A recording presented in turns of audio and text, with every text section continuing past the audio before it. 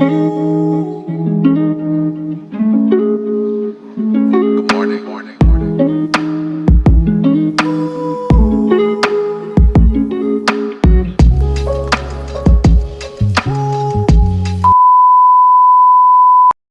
Good morning. আমি নিশা। আমার একটা নতুন ভিডিও তোমাদেরকে অনেক অনেক ভালোবাসা। বড়দেরকে জানাই আমার প্রণাম, ছোটদেরকে আমার অনেক অনেক বুক ভরা ভালোবাসা। তো সো গাইজ, গুড মর্নিং। তোমরা কেমন আছো অবশ্যই আমাকে জানিও। তো আমি তো বেশ ভালোই আছি। তো যাই হোক, সকাল থেকে আজকে ব্লগটা স্টার্ট করছি। অবশ্যই ব্লগটা কেমন হয়েছে তোমরা অবশ্যই জানিও। তোমরা আমাকে অনেকে জিজ্ঞেস করছো, দিদি ভাই তুমি ব্লগ ভিডিও দিচ্ছ না কেন, লং ভিডিও দিচ্ছ না কেন?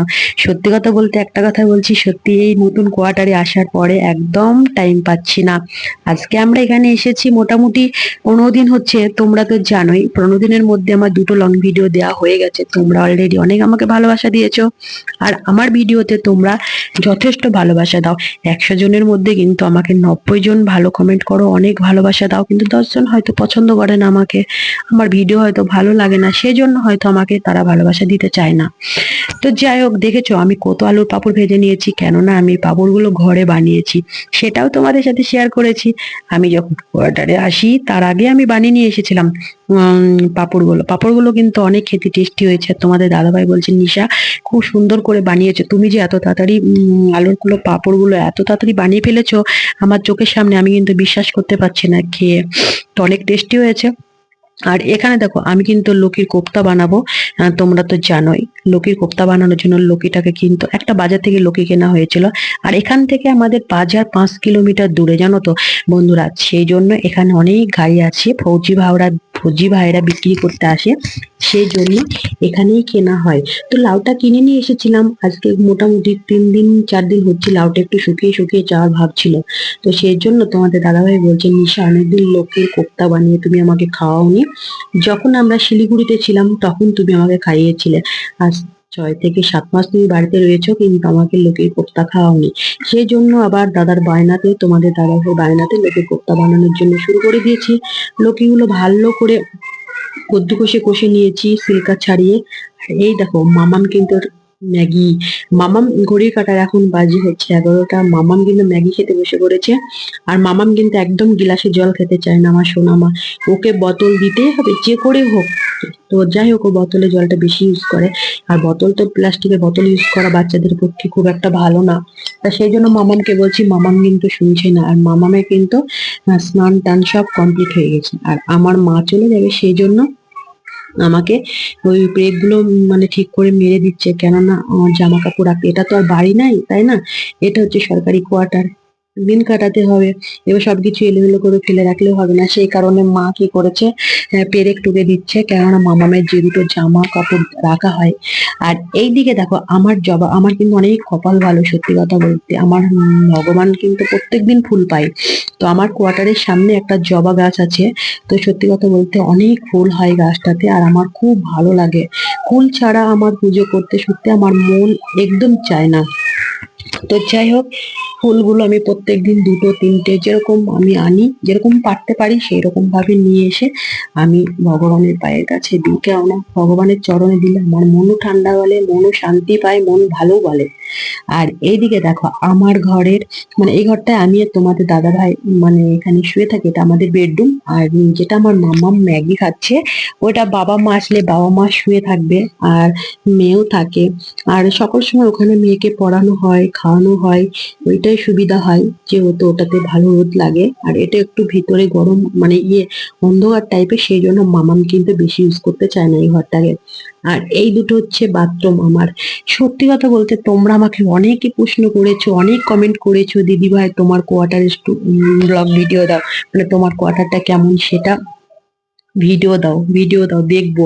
কিন্তু হ্যাঁ, শর্ট ভিডিও দিয়েছিলাম আমি, তো আমাকে অনেকে প্রশ্ন করেছে, তোমার কিন্তু কোয়ার্টারটা এর আগের মতন হয়নি দিদি ভাই, কেন তোমার ভিডিও তো আমি রোজ দেখি। তো যাই হোক, সব জায়গাতে সব রকম হবে না বলো, কিন্তু এইবার সত্যি কথা বলতে একটু কোয়ার্টারটা আমার কমাই হয়েছে। তো কি করবো, এইভাবে 3টে বছর কাটাতে হবে, কিছু করে স্বামীর কাছে তো থাকতে পাই, তাই না? তোমাদের দাদা ভাইয়ের কাছে তো থাকতে পাই, এটাই আমার বেশি সৌভাগ্য। আমি তো এটাই চাই যে যাই হোক তাই হোক, একটু মানে জায়গাটা ভালো হবে, যাতে মানিয়ে নিয়ে চলতে পারি। আর মানে হাজবেন্ডের কাছে থাকতে পারবো, এটাই আমার বেশি পছন্দ হয় বা ভালো লাগে। তো যাই হোক, হ্যাঁ তোমরা হয়তো অন্য ভেবে বলেছো দিদিভাই করার তো একটু আমার সময় হয়েছে। আর এদিকে দেখো মামামের পাপা কিন্তু বলছে এখন আমি লোকের কোপ্তা খাবো আর রাতে কিন্তু গাজরের হালুয়া খাবো, সেই জন্য গাজরগুলো এখন খদ্দি কষে রাখবো, বিকেলে করব। ও কিন্তু গাজরের হালুয়া খেতে খুব পছন্দ করে, তোমার দাদা ভাই খেতে পছন্দ করে, আমার সোনামা কিন্তু অল্প খায়। আর ওর জন্য যদি আমি করে ফ্রিজে রেখে দিই, আজ খাবে আবার কালকেও একটু খাবে। বেশি করব না, গাজরগুলো কেনা হয়েছিল, লোকের সাথে কেনা হয়েছিল, তবুও শুকিয়ে যাচ্ছিল। আর আমি এখানে কি করেছি, গাজরগুলো পুরো সিলকা ছাড়িয়ে নিয়ে কদ্দু কষে কষবো ভালো করে ধুয়ে, তারপরে একটু লাক্স স্যাল্ট মানে বিট লবণ মাখিয়ে রাখবো। আর আমার মামা পাশে থেকে বলছে, মামা তুমি এইটা ভালো করে করো, কেননা এটা ভালো। গাজরগুলো কিন্তু সবই ভালো ছিল, আর এই গাজরগুলো একটু আলাদা, তোমরা দেখতে পাচ্ছ না, একটু মানে অন্যরকম কালার। এটা হচ্ছে গাজর হালুয়া খাওয়ার জন্য মানে ভালো মিষ্টি টাইপের। আর আর অন্যগুলো না, ওগুলো সবজি রান্না করার দিকে অনেকটা ভালো। তো যাই হোক, সত্যি কথা বলতে গাজরের হালুয়াটাও করে নেব। আর তোমরা কিন্তু আমাকে জিজ্ঞেস করেছো যে দিদি ভাই তুমি তো কিচেনে রান্না করো না, কাকিমা করে মানে তোমার মা করে। হ্যাঁ, আমার মা আছে তাই মা করছে, মা তো চলে যাবে আজকে, তো সেই কারণে আমাকেই করতে হবে, তাই না? যথেষ্ট পরিমাণে যতটুকু পারি সময় তোমাদের সাথে ভিডিও আপলোড করার পরে যদি সময় থাকে আমি মায়েরকে অনেক হেল্প করি। আর দেখো মা তো চলে গেলে তখন তো আমাকে একাই সম্পূর্ণভাবে হ্যান্ডেল করতে হবে, কিছু করার নেই। এদিকে মামামের তো অনেক বায়না থাকে, অনেক রুটিন থাকে, কারণ সেগুলো আমাকে মেনে নিতে হয়। আবার দাদা ভাই না, তোমাদের দাদা ভাই অতটা আমার বিরক্ত নেই, কেন ওর নিজেটা যতটা পারে নিজে করে, আমাকে অতটা চাপ দেয় না। সত্যি কথা বলতে অনেক ভালো মনের মানুষ, অনেক ভালো মনের মানুষ, মানে কি বলবো, অনেক মানে কি বলবো, এরকম মানুষ সত্যি পাওয়া অনেক সৌভাগ্যের। তোমাদের দাদা ভাইয়ের কথা বলছি, অনেক ভালো, যা দিই ও সেটাই খায়, যতটুকু পরিমাণে ওর ভালো লাগে ততটুকু পরিমাণে খায়। আর না কে না, তো হ্যাঁ কে হ্যাঁ বল, হ্যাঁ কে নাও বানিয়ে দেবে, সেটা কোনো ব্যাপার নেই, কিন্তু মেনে নিতে পারে, সবকিছু মানিয়ে নিতে পারে। আর অতটা জোর জবরদস্তি করে না।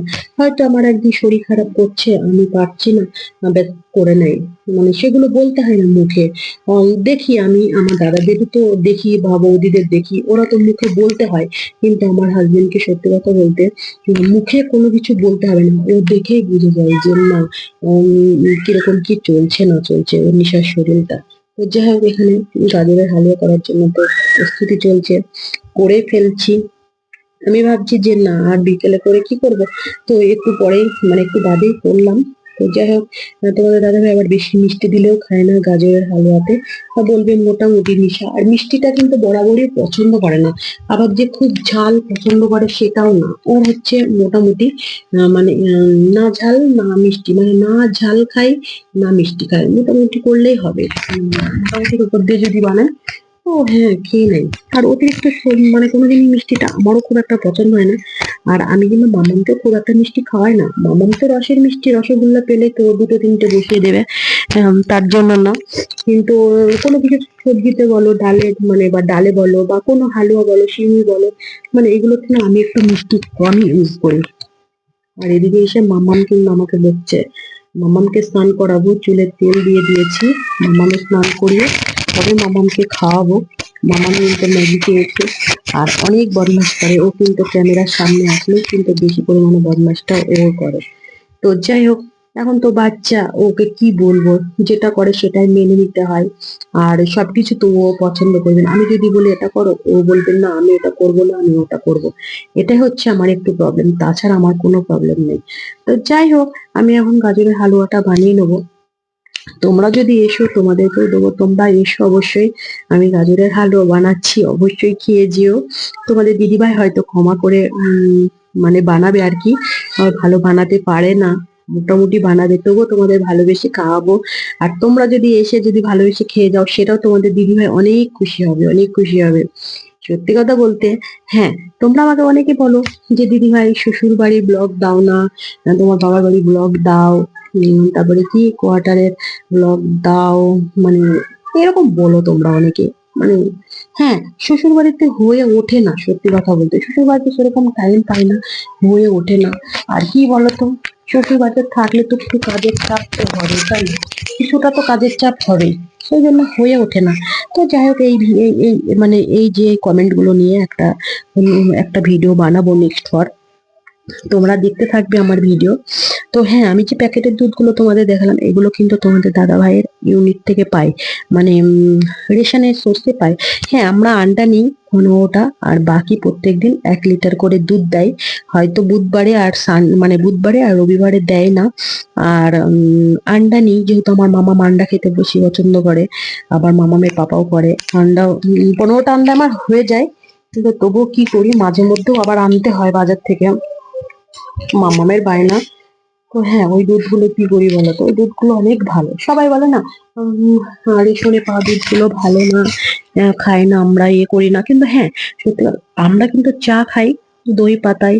আর বাকি যে মানে ঘোষের সাথে যে দুধটা নিই, ওটা আমার মামামের লেগে যায়। ঘোষের সাথে নিই 1.5 কিলো করে, ওটা আমার মামাম খেয়ে নেয়। আর এখানে কি বলতো, এই যে দুধটা বলছে না, এটা কিন্তু কোনো ফ্যাট নেই। এতে আমরা পনির বানাই, দই বানাই, আবার কোনো হালুয়া করলে সেটাতে দিই, আবার চা বানাই। না, খেতে যে খারাপ তা না, অনেক টেস্টি, ভালো লাগে। দেখো, আমরা কিন্তু মধ্যবিত্তের ঘরের মেয়ে, আমাদের যেটা পাই আমরা সেটাই কিন্তু আমাদের ভালো লাগে। আমাদের কিন্তু অভালো লাগা কোনটা কিছুই নেই। যেহেতু দেখো, যারা বড়লোক, যারা বেশি বড়লোক হয়, তারা বলবে আমাদের এ ভালো লাগে না, ও ভালো লাগে না। কিন্তু আমি সেটা না, আমার যেটা দেয় সেটাতে আমাকে মানিয়ে নিয়ে চলতে হয়। আর এ যুগে কিন্তু মানিয়ে নিয়ে চলা অনেকই মেয়ে কম আছে। তো আমি ভাবি যে না, ফেলবো কেন, সবকিছু তো লক্ষ্মী জিনিস, ফেলাটা তো কোনো অচল না। হ্যাঁ, পেটে হয়তো না খেতে পারি, বা হয়তো হাজবেন্ড খাবে, মেয়ে খাবে, বা কিছুটা বেঁচে থাকবে পড়োশিকে দেব, ওরা তো খাবে। কেননা ফেলে দিয়ে কোনো জিনিসের লাভ নেই যে ফেলে দেব। তো যাই হোক, আমি মামাম এসে বলছে পাশ দিয়ে, তোমরা মামামকে দেখতে পাচ্ছ না, মামাম পাশ দিয়ে বলছে মামা তোমার হয়েছে গাজরের হালুয়া। কিন্তু আমি তখন বললাম যে শোনো মা, এখনো তো হয়নি, তো তুমি একটু ওয়েট করো। তোমার কেন, আমার মামাম কিন্তু খায়, যেটুকু খায় কিনা আমার মামাম খায়। তো মামাও বেশি খায় না, মামামের পাপাও বেশি খেতে চায় না। যতটুকু হয়, যতটুকু ওদের ভালো লাগে ততটুকু খায়। আমার সংসারে কেউ বেশি খেতে পারে না, মোটামুটি খায়, ভালো লাগলে অল্প পরিমাণে খায়। সবকিছু যে অ্যাভেলেবল বানাবো, অ্যাভেলেবল খাবে, সেটা আমার মামামও করে না, তোমাদের দাদা ভাইও করে না। আর আমি বাইরে দেখতে গিয়েছিলাম দুধ দিয়ে গেছে কিনা, তো দুধ দিতে আসে এই টাইমে, দুধ দেয়নি এখনো। আর মামাম যাবে খেলতে। এখানে নিয়ে আসা হয়েছে বাজার থেকে, মামামের পাপার চাট নিয়ে এসেছে, আলুর চাট। তো মামাম কিন্তু এটাও খেতে বেশি ভালো। আর শোনো না, আমি যখন এলাহাবাদে ছিলাম, মামাম তো আমার এলাহাবাদে হয়েছে, আমি যখন এলাহাবাদে ছিলাম, সত্যি কথা বলতে আমি ডেলি আলুর চাট খেতাম ওখানে। আর ওখানে আলুর চাটের প্লেট ছিল 70 টাকা, আর সেই প্লেট হয়েছে এখন 120 টাকা এখানে। আমি যেখানে থাকি বিহার পাটনাতে। তো যাই হোক, আমার খেতে খুব সুন্দর লাগে, পছন্দ হয়, সেই কারণে আমাদের দাদা ভাই কিন্তু নিয়ে এসেছে। আর মামাম বলছে মামা আমিও খাবো, আমাকে একটু দেবে। কিন্তু হ্যাঁ, আমার সোনামা কিন্তু যে সম্পূর্ণ খেয়ে খেতে পারবে তা না, ওর কথা হচ্ছে দেখবো, খুলবো, হালকা টেস্টি করব, চেক করব, বেশ।